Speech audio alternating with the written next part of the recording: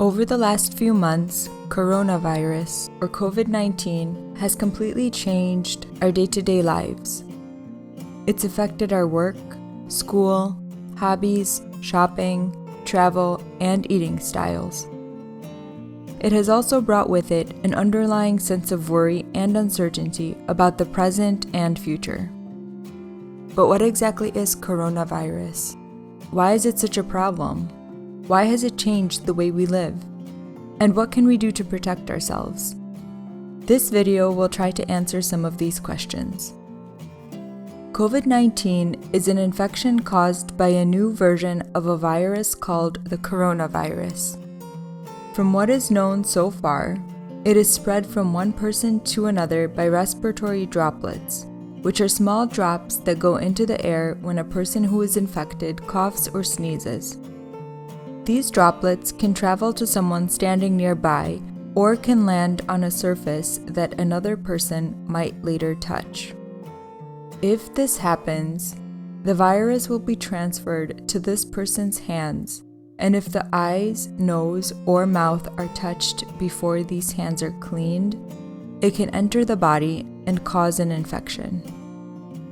People who get this virus usually get symptoms or signs of a problem 2 to 14 days after being exposed. The most common symptoms that develop are cough, fever, or trouble breathing, also known as shortness of breath. Sometimes other symptoms like a sore throat, nausea, or diarrhea are present, but these are less common.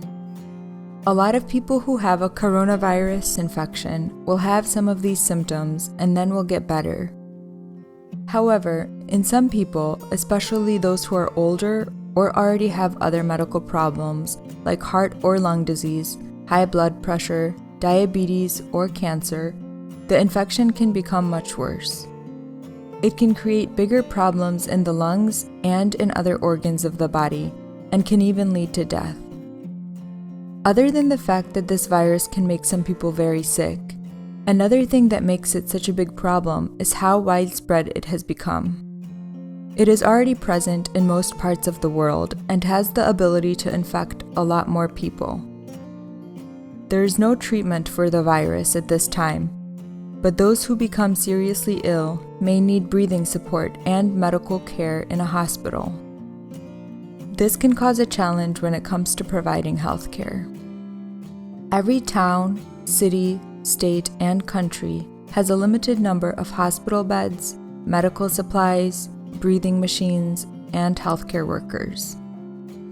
This means that at any given time, only so many people can use all of these resources at once.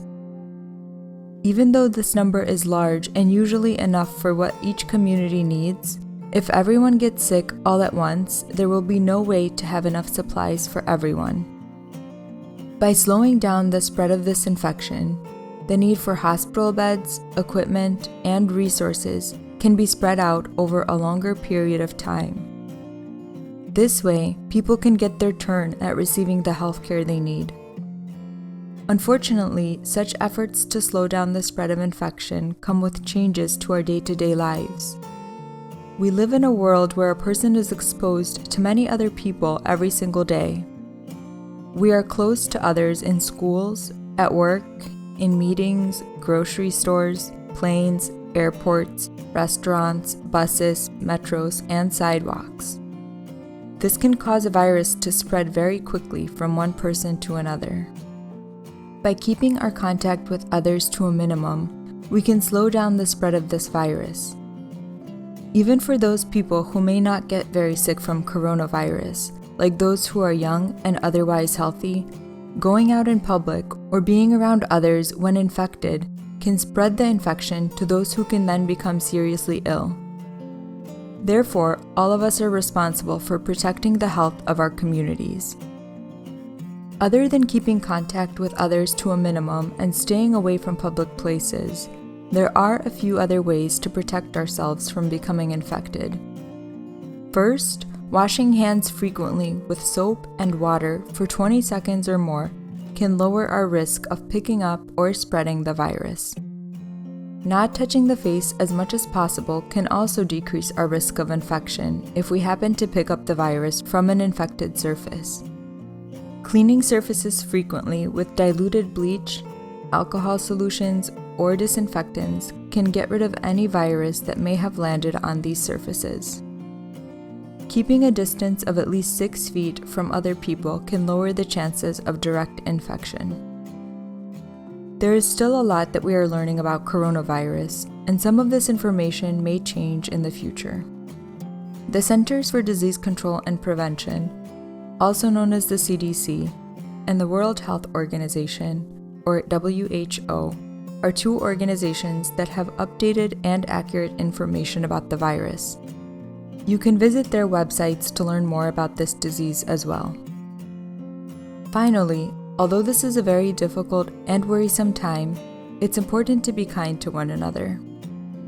In order to get through this in the best way possible, we must think of the entire community as a whole and keep others, as well as ourselves, safe.